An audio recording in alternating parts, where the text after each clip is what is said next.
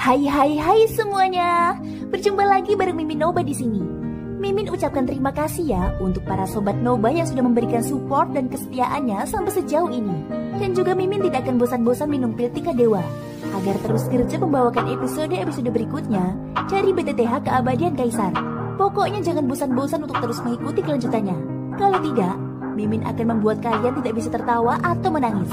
Let's go, mari kita masuk ke dalam ilusi seni radionya.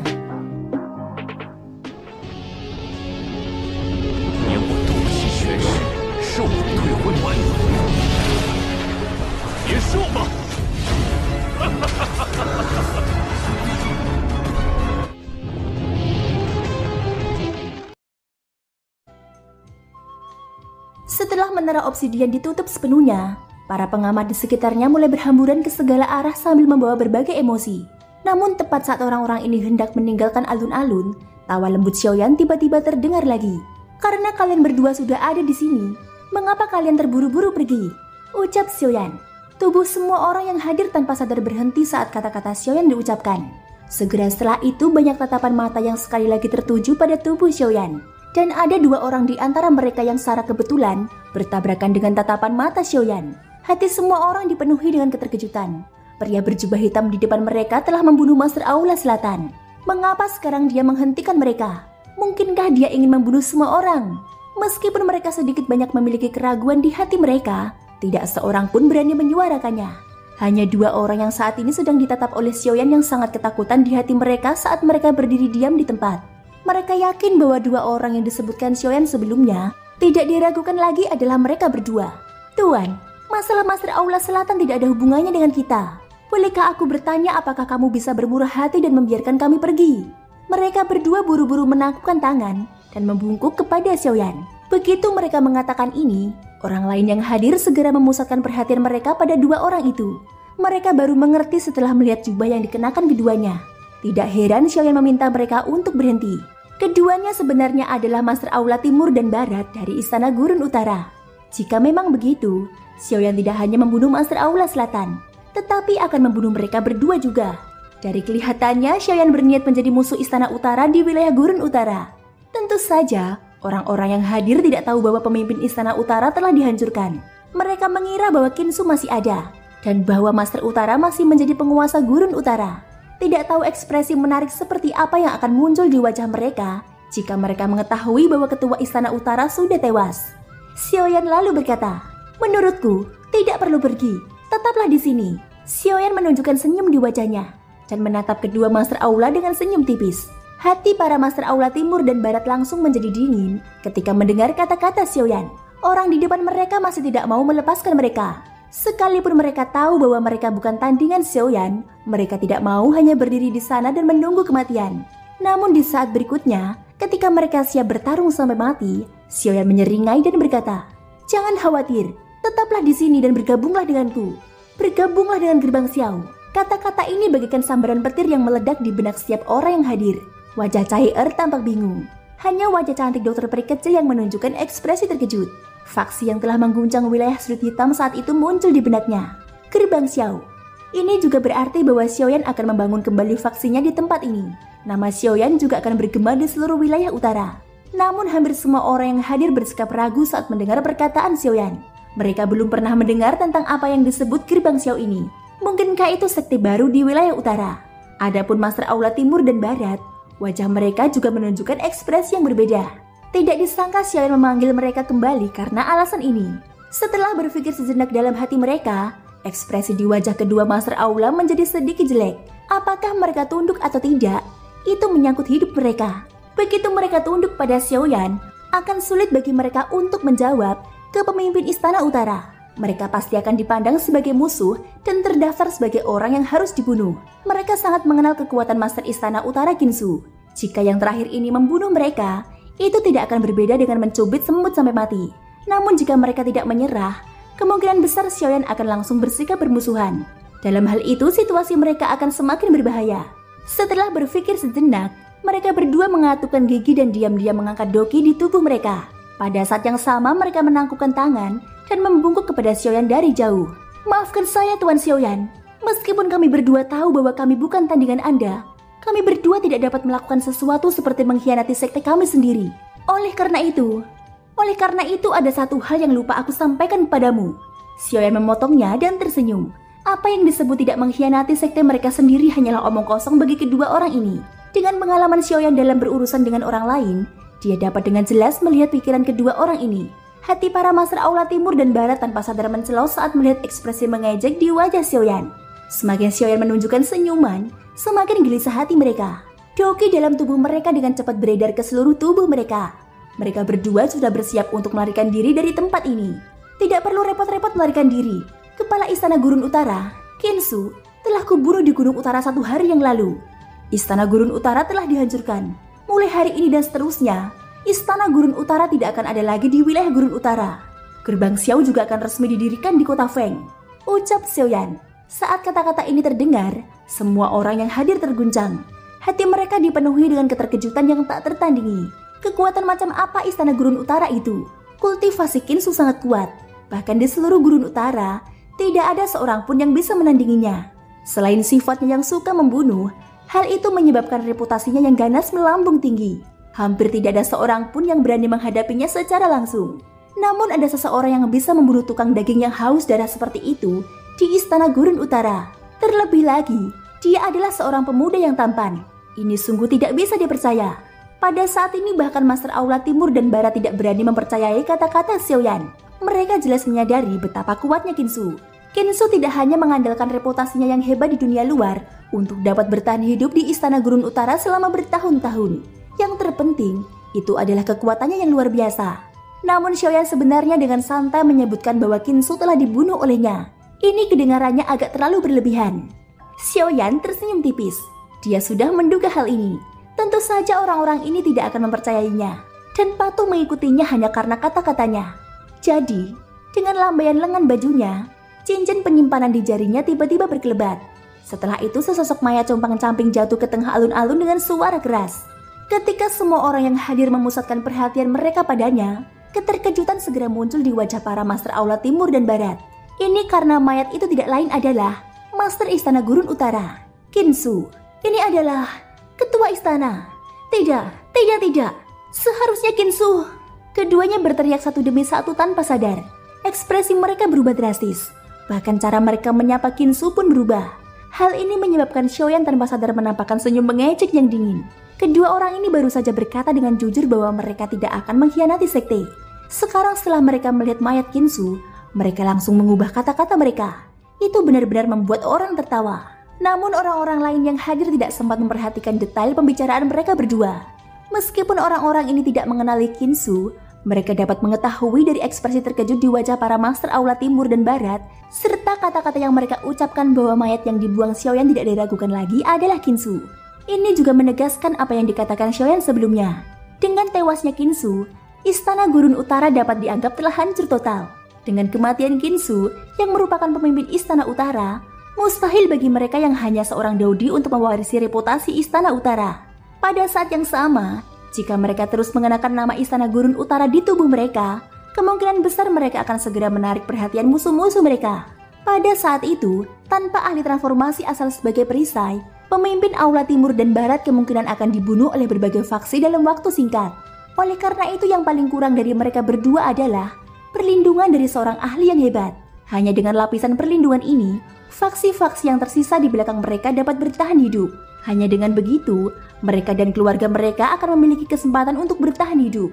Jika tidak, kemungkinan besar tidak akan ada tempat bagi mereka untuk tinggal di wilayah utara ini. Bawahan Fang Tonghui memberi hormat kepada pemimpin. Bawahan Liu Cheng memberi hormat kepada pemimpin. Setelah memikirkan hal ini, kedua Master Aula segera membungkuk ke arah Xiaoyan. Wajah mereka dipenuhi dengan rasa hormat. Bangunlah, karena kalian berdua sudah mengakui bahwa kalian sudah menjadi anggota klan Xiaoku, maka mulai hari ini dan seterusnya, aku harap kalian bisa mematuhi peraturanku.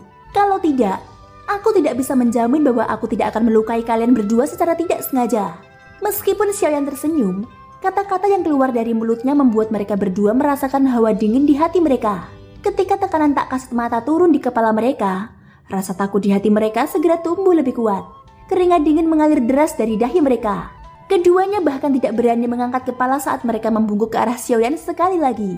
Kami berdua pasti akan dengan setia membantu ketua di masa depan. Kami akan bekerja keras tanpa mengeluh dan membawa kejayaan bagi klan Xiao kami, ucap keduanya. Baguslah, baguslah. Namun aku selalu menjadi orang yang berprinsip.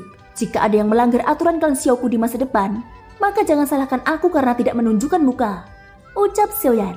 Ketika mereka berdua mengangkat kepala, mereka terkejut saat mengetahui bahwa sosok Xiaoyan telah muncul di depan mereka berdua.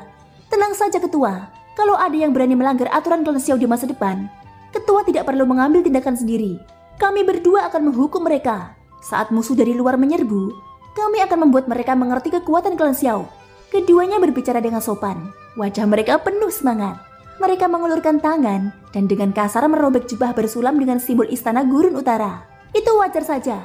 Aku Xiaoyan, pasti tidak akan menganiaya siapapun yang setia pada klan Xiao kita. Aku bisa melihat bahwa kalian berdua telah mencapai kelas Dou di bintang 9 akhir.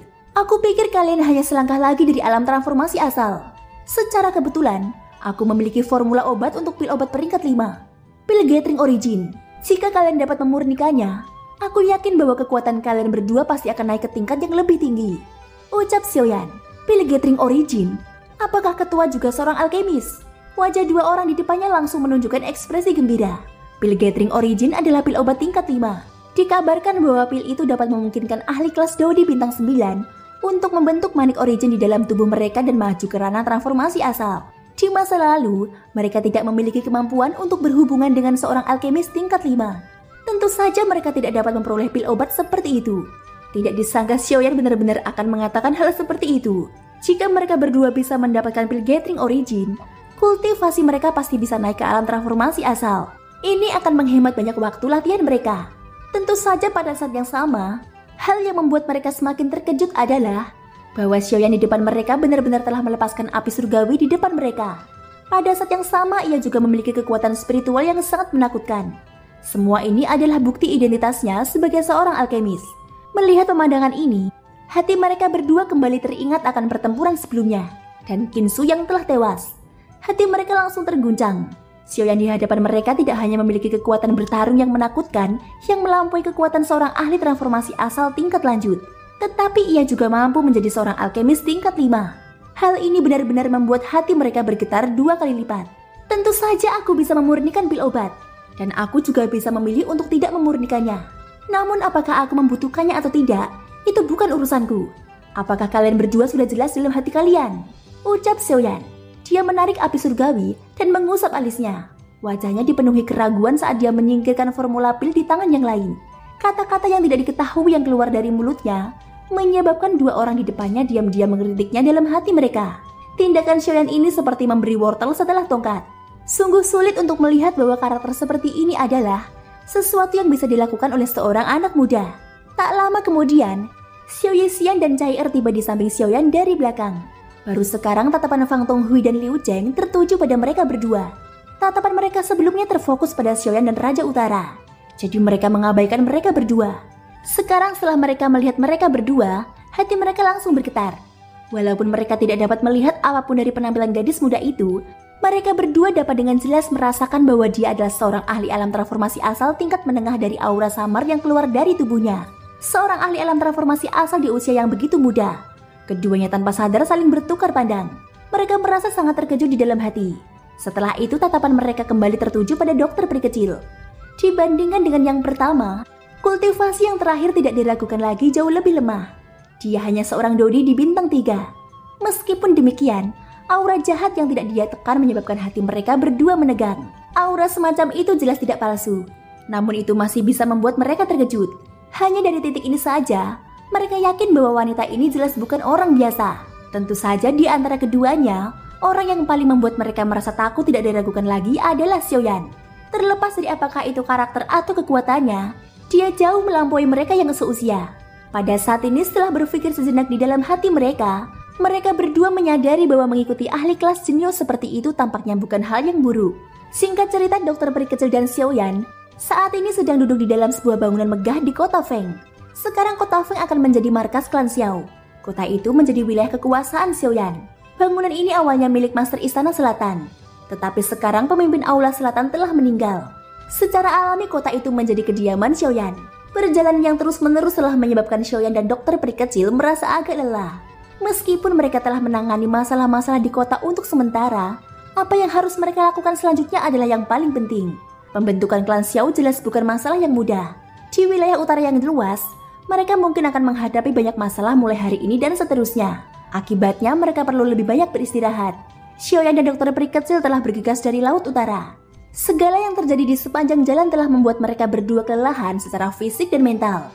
Chai-Er mungkin telah mencapai tingkat menengah di alam transformasi asal, tetapi dia baru saja memperoleh kekuatan ini dan masih belum dapat menggunakannya dengan baik. Ditambah dengan masalah saudaranya, Suqiang, kondisinya sangat buruk. Dibandingkan dengan mereka berdua, Chai-Er adalah orang yang paling membutuhkan istirahat. Aku tidak pernah membayangkan kau akan mendirikan klan Xiao di sini. Kupikir kau melakukannya sendirian. Duduk di aula. Tubuh indah sang dokter peri kecil duduk dengan malas di kursi sambil tersenyum pada Xiaoyan. Siapa bilang aku sendirian? Bukankah aku punya kalian? Xiaoyan terkekeh pelan. Dokter peri kecil tak kuasa menahan diri untuk mengerucutkan bibir merahnya. Saat ini, aku yakin bahwa yang disebut sekte kuil hantu itu pastilah anggota klan Hun. Terlebih lagi, mereka tampaknya sangat mengenalku. Mereka mengetahui lebih dari setengah keterampilan yang telah kupelajari. Akan tetapi, pemahamanku tentang mereka terbatas pada fakta bahwa mereka adalah anggota klan Hun. Jika aku ingin berhadapan langsung dengan mereka, aku harus mendirikan faksi sendiri. Aku tidak akan seperti dulu lagi, membiarkan mereka mengejarku. Cara terbaik untuk menghadapi mereka adalah menggunakan serangan sebagai bentuk pertahanan, ucap Xiaoyan. Ekspresi dingin muncul di wajah dokter peri kecil setelah kata-kata ini terdengar. Dia sudah membenci klan Hun sampai ke akar-akarnya. Ini karena mereka adalah musuh Xiaoyan. Chai-Er yang berada di samping mendengar perkataan Xiaoyan. Meskipun dia tidak tahu seperti apa faksi yang disebut sekte kuil hantu itu, dia dapat memahami dari perkataan Xiaoyan bahwa kelompok itu pastilah musuh Xiaoyan. Sebagai murid gurunya, dia tentu saja tidak akan bersikap baik kepada musuh gurunya. Setelah itu Xiaoyan dan dokter peri kecil terus mengobrol sebentar sebelum mereka masing-masing beristirahat. Xiaoyan di sisi lain merenung sejenak sebelum dia berbalik dan berjalan keluar dari aula. Setelah pencarian sederhana, Xiaoyan dengan cepat tiba di depan sebuah ruangan batu tersembunyi. Dia membuka pintu batu dan memasukinya. Dia duduk bersila dan menjentikan jarinya. Sebuah kuali besar muncul di depannya. Itu adalah kuali Luotian. Di satu sisi, pendirian gerbang Xiao adalah untuk mempersiapkan pertemuan mereka di masa depan dengan sekte kuil hantu. Di sisi lain itu juga untuk mempersiapkan kembalinya Xiaoyan ke wilayah barat. Meskipun para pemimpin sekte dari 4 sekte besar telah hancur total dalam insiden wilayah barat, kekuatan mereka yang tersisa pasti akan ditelan oleh Ye Luotian. Bahkan sampai sekarang, Xiaoyan masih belum menyadari kekuatan sejati orang ini. Orang ini benar-benar masalah besar. Terlebih lagi Xiaoyan masih bisa mengingat dengan jelas bahwa ada orang berjubah hitam yang mengikuti di samping Ye Luotian. Orang itu adalah seseorang dari kuil hantu. Dari titik ini, Xiaoyan juga bisa mengerti mengapa Ye Luotian mengincarnya. Jika bukan karena keberuntungannya saat itu, kemungkinan besar dia akan ditangkap oleh Ye Luotian. Setelah banyak bentrokan, Xiaoyan dan Ye Luotian telah menjadi musuh bebuyutan. Karena itu, Xiaoyan pasti akan membunuh Ye Luotian. Namun mengingat taktik Ye Luotian, kemungkinan besar seluruh wilayah barat akan jatuh ke tangannya tanpa hambatan dari faksi-faksi utama tersebut. Kekuatannya begitu besar, sehingga bukan sesuatu yang bisa dihadapi Xiaoyan sendirian. Oleh karena itu, Xiaoyan perlu memiliki kekuatan yang cukup untuk mendukung kepulangannya ke wilayah barat kali ini. Gerbang Xiao tidak dilakukan lagi merupakan pilihan terbaik. Namun masih ada beberapa syarat untuk memenangkan hati orang-orang. Misalnya, manfaat memindahkan orang secara memadai. Bagi seorang Dodi bintang 9, pil Gathering Origin merupakan harta karun yang tidak mungkin bisa ia tolak. 4 jam kemudian, Origin Ki dalam tubuh Xiaoyan kembali ke puncaknya. Baru setelah itu ia mengambil formula pil dari cincin penyimpanannya dan memeriksanya dengan seksama. Selanjutnya, bahan-bahan obat berterbangan satu demi satu dari cincin penyimpanannya. Pada saat yang sama, api yang berkobar mulai menyala di kuali obat di depannya. Ruangan batu yang awalnya redup segera menjadi terang benderang. Dalam beberapa tahun, Xiaoyan tidak hanya naik dari seorang alkemis tingkat 4 menjadi seorang alkemis tingkat 5. Tetapi bahkan lebih kuat lagi adalah api surgawi di tubuhnya yang telah menyatu. Jenis baru api surgawi yang terbentuk dari penggabungan api dingin tulang dan api hati jatuh jelas jauh lebih kuat dari sebelumnya. Ini bukan hanya dalam pertarungan. Kekuatan api surgawi ini bahkan lebih jelas terlihat saat memurnikan obat. Bahan-bahan obat yang dilemparkan ke dalam kuali obat dengan cepat layu setelah beberapa saat. Kotoran di dalamnya disingkirkan satu persatu di bawah kendali kekuatan jiwa Xiaoyan dan terjatuh. Apa yang tersisa mengambang di api secara alami adalah energi paling murni di dalam bahan-bahan obat. Dengan statusnya sebagai alkemis tingkat 5 dan kekuatan api surgawi, sangatlah mudah untuk memurnikan bahan-bahan obat. Tentu saja sebagian alasannya adalah pil gathering origin. Baik itu bahan-bahan obat atau kualitas pil, semuanya adalah tingkatan yang lebih rendah di antara pil tingkat 5. Waktu terus mengalir seperti air yang mengalir. Tanpa disadari, 10 hari telah berlalu sejak Xiaoyan memasuki ruangan batu. Di dunia luar, Chai'er telah mulai mengatur semua urusan di kota di bawah kepemimpinan dokter peri kecil. Fang Tonghui dan Liu Cheng juga tidak berani berhenti saat mereka membantu mengumpulkan sebagian besar faksi di kota. Pada saat yang sama, nama klan Xiao secara bertahap menyebar ke seluruh wilayah gurun utara. Faksi-faksi dengan cepat tiba di kota Feng satu demi satu. Di antara mereka, kedatangan satu kelompok menyebabkan dokter peri kecil agak terkejut. Orang yang datang itu adalah pemilik Ryuzawa Square yang mereka temui di Laut Utara belum lama ini, Liu Jin. Thank you guys sudah mendengarkan ceritaku di episode kali ini sampai akhir. Ikutin terus kelanjutan episode berikutnya ya. Semoga hari kalian menyenangkan. Sampai jumpa dan bye-bye.